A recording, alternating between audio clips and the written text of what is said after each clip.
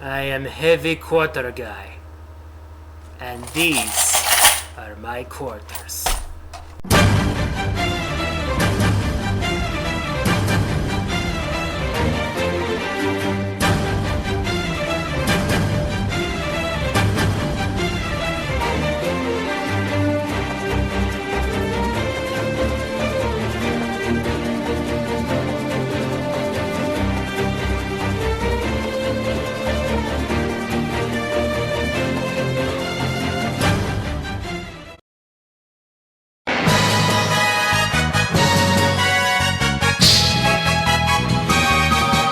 If you saw my 25 cents worth, you know that I believe in a free and open internet. So when I learned about SOPA and PIPA, I was both enraged and scared. So scared, in fact, that I pulled my first countdown. But I was not about to sit back and let the internet be taken over by corporate greed. I joined the fight, and now that the tide is turning in our favor, I decided it was time to return to making countdowns. The topic? Comebacks in video games. Whether it's a reboot, a return after a long absence, or a rebound from a poor previous entry. As long as I've played it, it's eligible. So enough small talk, let's start the party. Hey, great work, Mac. Now let's take down the next circuit. Quick feet, Mac. Quick feet. Work 'em, Mac. Work 'em. Left, right. Left, right. That's it, baby. Keep it up, Mac. Keep it up. You know we're starting off strong when the Ultimate Super Ninja is number 10. The original Ninja Gaiden trilogy is one of the NES's defining series. Great graphics and music, a story that was excellent for its time, and awesome gameplay. That was hard as hell. The original practically defined NES hard. Damn Falcons! And then it went next gen. Wow. This is insane. So much changed from the original series. The action is 3D and bloody intense. The graphics are gorgeous. And the new story brings new life to Ryu Hayabusa. One thing that hasn't changed is the challenge. I currently can't get past the third mission. Man, I need practice. Keep it up, Mac. Keep it up. The 2000s have not been kind to Sonic on the console front. The Blue Blur spent most of the decade beleaguered by a series of 3D games that have gotten mixed reviews at best, along with characters that mostly ranged from barely tolerable to annoying as crap. You know what they say? Yes already! But in 2010, Sega and Sonic Team got their act together with Sonic Colors. They kept out things people hated like stupid gimmicks and overly complicated storylines, and kept in things people liked, like solid controls, a great soundtrack, and plenty of speed. Not to mention the wisps were pretty sweet. And it features one of my favorite lines ever. No copyright law in the universe is going to stop me! Keep it up, Mac. Keep it up. What can be said about the King of Fighters 12, except that it sucks and has no place on any list of good games. Thank God for KOF 13. This game fixed a lot of what was wrong with 12.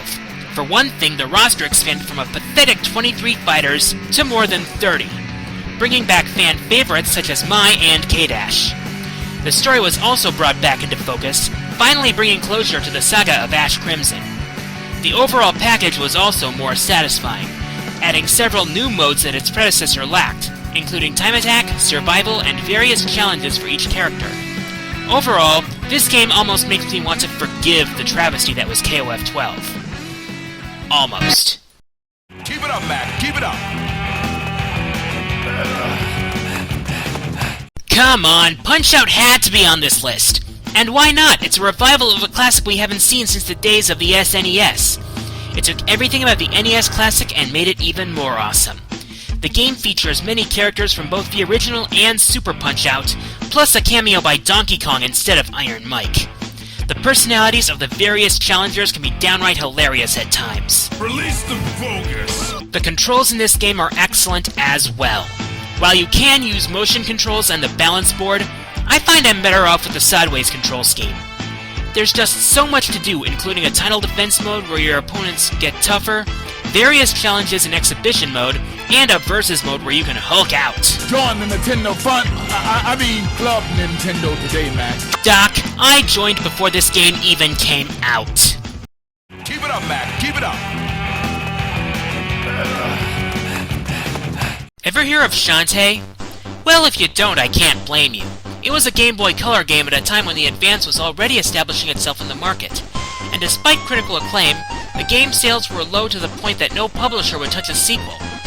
Do you know how long it took Shantae to get a sequel? 8 years.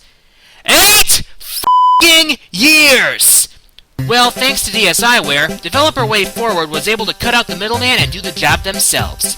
And the result was an excellent game called Shantae Risky's Revenge.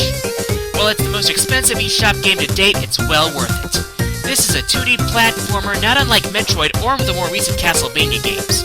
As such, there are plenty of power-ups to be found, including Shantae's animal transformations, which rock, by the way.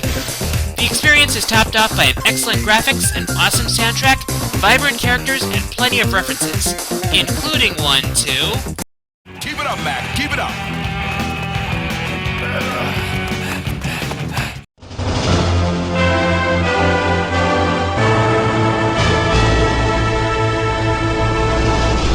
Contra. Now, a title awarded to a superior soldier possessing almost superhuman drive and ability while excelling in guerrilla tactics. Try telling that to Bill and Lance, however, because all they excel in is kicking ass. Contra 4 is a return to 2D form after some questionable 3D games, except the action is on 2 screens, making for some very intense scenes. The game was published by Konami and developed by WayForward for the series' 20th anniversary. I didn't even plan this, it just so happens that WayForward really knows 2D platforming. The series' trademark challenge and power-ups return, the controls are tight, and the number of extras is staggering. You have a series of challenges designed to test your skills, several unlockable characters, and to top it off, the original Contra and Super C. How's that for an anniversary present?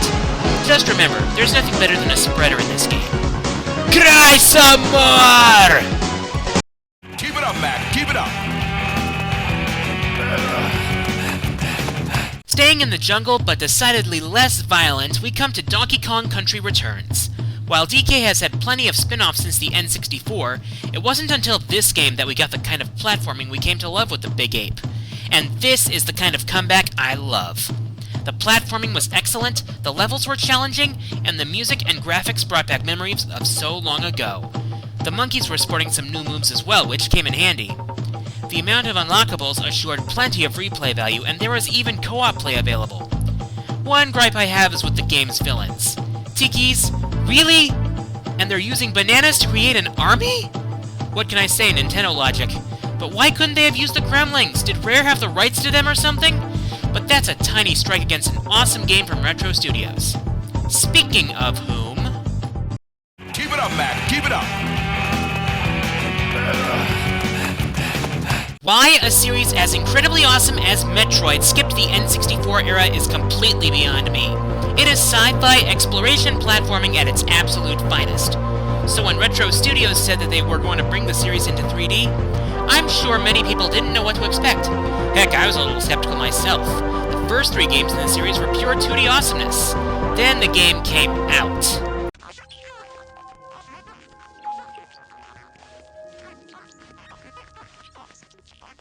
And blew our expectations out of the water. Holy crap, this was awesome. Everything about Metroid Prime reeks of epicness. The world of Talon 4 is excellently detailed, from the sweltering heat of Magmoor Caverns to the bone-chilling cold of Vendrana Drifts. The music is equally awesome, conveying the sense of adventure, with each track fitting the situation marvelously. And the gameplay? Simply spectacular. I personally hate most FPS games, so when one comes along that I actually like, let alone love, that's saying a lot. Samus controls like a dream, and you really get a feel for the mission being behind the visor. The multitude of hidden power-ups ensures that you'll have plenty of exploring to do. And the boss battles are intense and awesome, especially the fight with Meta Ridley. Retro really knew what they were doing when they made Metroid Prime. It's no wonder that the Autarch of Flame considers this to be his favorite game of all time. Samus, you rock. Keep it up, Mac. Keep it up. One game series set a standard for bloody, brutal, over-the-top violence in fighting games: Mortal Kombat. The carnage portrayed in the series was one of the major contributors to the creation of the ESRB.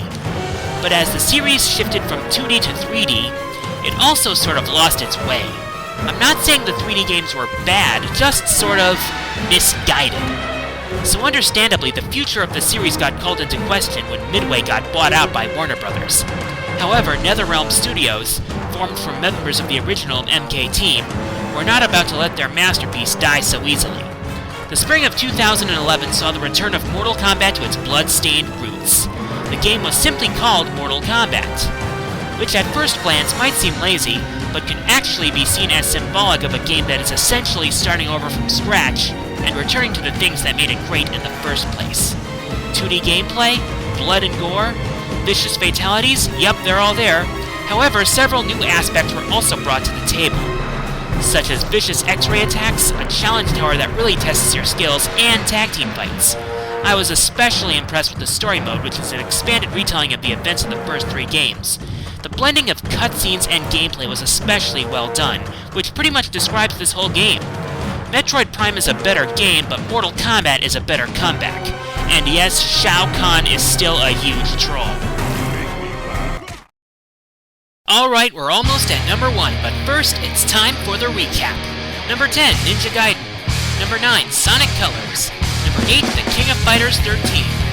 Number 7, Join Club Nintendo Today. Number 6, Shantae, Risky's Revenge. Number 5, Let's Attack Aggressively. Number 4, Seriously, Tiki's.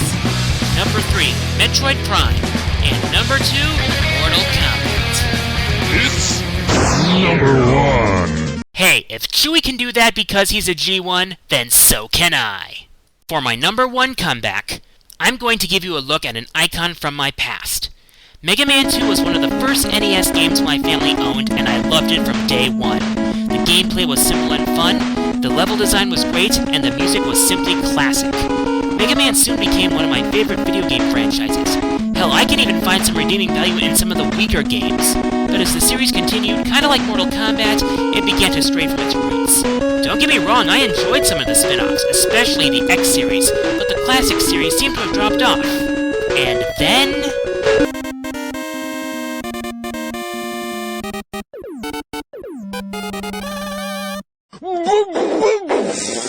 What the fuck? The announcement of Mega Man 9 and that it was returning to its 8-bit roots blew my freaking mind. The classic-style graphics, the chiptune music, it seemed too good to be true for a retro gamer such as myself. And when I actually played the game, forget it. It was like being a kid again and reliving a classic. They took everything that made Mega Man 2 and 3 great and brought it back to the forefront. Excellent level design, some of the best music in the series, and plenty of challenge. No charge shot or sliding meant that you had to rely on your old-school skills and weapon management. The Robot Masters were awesome, and their weapons were among the most balanced in the series. There's just so much to like about this game, and the DLC added more to the package, like being able to play as Proto Man. The game was very well received, so much so that Mega Man 10 was released a year and a half later. Mega Man 9 is just plain awesome. It was a return to what made the series great. This is a comeback in every sense of the word, and that is what cements its spot at the top of the list. I'm the Quarter Guy, and it is good to be back!